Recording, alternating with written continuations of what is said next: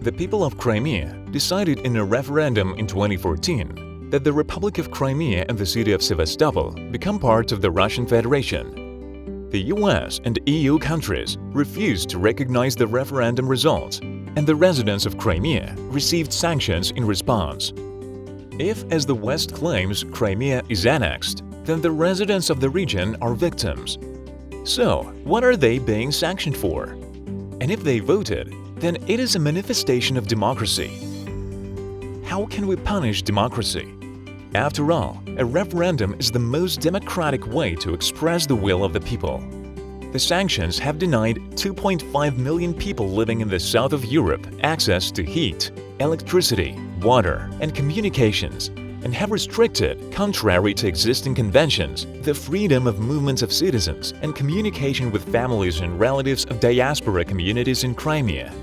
The sanctions have also become a barrier to cooperation in educational and other spheres and ultimately violate its rights to development. Universities are structures that really give students understanding of fundamentals of human rights and democracy. So it's very important for them to have academic mobility, communication with the whole world, and scientific cooperation. It's very pity that sanctions restrict this ability.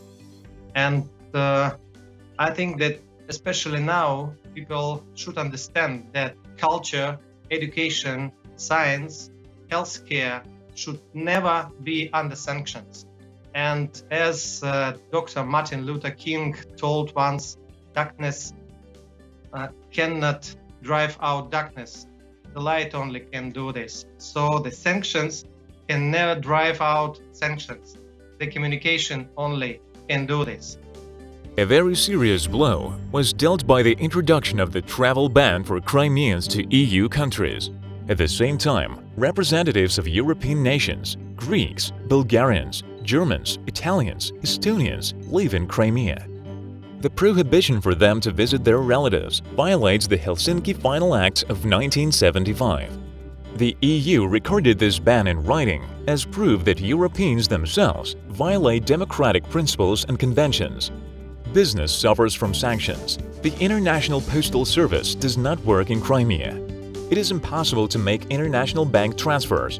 International payment systems blocked accounts of Crimean customers. The US corporation Google has blocked the accounts of users registered in Crimea. The air harbor and seaports are blocked.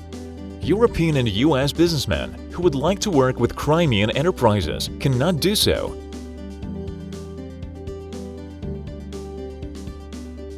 Sanctions against Russia and Crimea have had an opposite effect and have rather consolidated the Russians around their president and also given rise to the rapid development of the domestic infrastructure on the peninsula.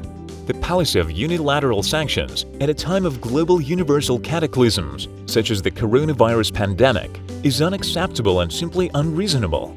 Sanctions are incompatible with the humanistic ideas of today's world community.